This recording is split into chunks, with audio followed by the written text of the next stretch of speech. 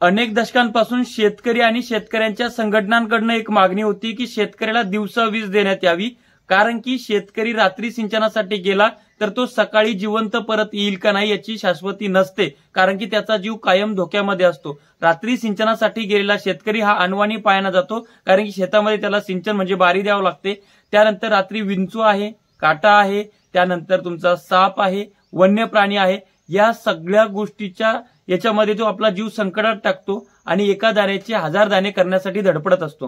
त्यामुळे सरकारनं शेतकऱ्याला आता दिवसा वीज मिळावी यासाठी एक योजना आणलेली आहे आणि ती योजना ज्यांच्या शेतामध्ये राबवण्यात येणार आहे त्या शेतकऱ्यांना 50,000 रुपये वार्षिक 1 एकराचं भाडं सुद्धा मिळणार आहे। हा संपूर्ण प्रकार काय आहे जाणून घेऊयात। नमस्कार, मी ज्ञानेश्वर खरात पाटील। आता एक मुद्दा लक्षामध्ये घ्या की सरकार 2 गोष्टी ॲट अ टाइम करत आहे।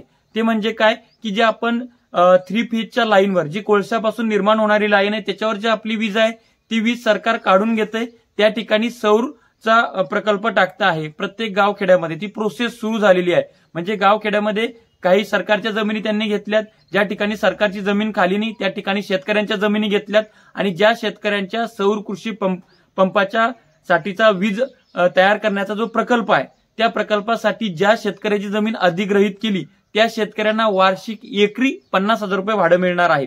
जसं की माझं गाव आहे हिवरा गडलिंग, मी माझ्या गावचा शेतकरी आहे। माझ्या गावामध्ये जर का सरकारची जमीन खाली नसेल तर त्या ठिकाणी मी सरकारकडे प्रस्ताव देऊ शकतो किंवा सरकार माझ्याकडे येऊ शकतो किंवा कुठल्याही नागरिकाकडे जाऊ शकतं। माझी जमीन एकाच ठिकाणी असेल, त्यांना जेवढी 2-3 एकर लागत असेल तेवढी जर मी त्यांना उपलब्ध करून देणार असेल तर मग त्या बदल्यात सरकार माझी जेवढी जमीन आहे तेवढ्या जमिनीला 50,000 रुपये एकराप्रमाणे दरवर्षी भाडं देतं। म्हणजेच याच्यात शेतकऱ्याचा अजून एक फायदा आहे गावातल्या एका शेतकऱ्याचा की त्याला 50,000 रुपये मिळणार आहेत वर्षाला आणि त्या ठिकाणी सौर कृषीची त्या ठिकाणी वीज तयार होणार आहे आणि ती वीज त्या शेतकऱ्याच्या शेतातून इतर सभोवतालच्या शेतकऱ्यांना त्याचा वीज पुरवठा करण्यात येणार आहे।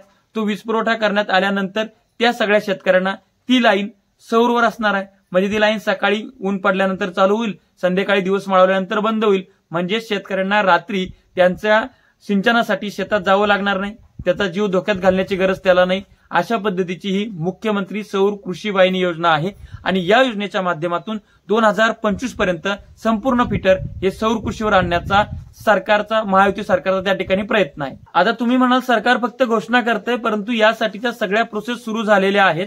माझ्या स्वतःच्या गावामध्ये सांगतो की ते सगळे लोक आले, त्यांनी सरकारी जमीन बघितली, त्या ठिकाणी त्यांनी तिला आखणी केलेली आहे, किती जमीन त्यांची आहे, काही अतिक्रमण आहे ते स्वतःच त्या ठिकाणी काढणार आहेत आणि त्या ठिकाणी तो सौर कृषीचा पंपाचा वीज पुरवठा करण्यासाठीचा प्रकल्प उभा राहतोय आणि तिथून सभोवतालच्या सर्व शेतकऱ्यांना, आजूबाजूच्या गावांना सुद्धा वीज पुरवठा केला जाईल। अशा पद्धतीचा तो प्लांट आहे। तुमच्या इकडे सुद्धा मोजणी झाली असेल, त्यामुळे जे काय सरकार चांगल्या गोष्टी करते, सरकारची मुख्यमंत्री सौर कृषी वाहिनी योजना आणि सरकारचा हेतू खूप निर्मळ याच्यामध्ये दिसतो आहे। फक्त अशा निर्मळपणानं याची अंमलबजावणी व्हावी, शेतकऱ्यांचे रात्रीचे कष्ट त्या ठिकाणी वाचावे अशीच एक अपेक्षा व्यक्त करतो। आता काही लोक म्हणतील की तुम्ही सरकारच्या बाजूला बोलायला लागले, तुम्ही अमुक करायला लागले, ढमुक करायला लागले।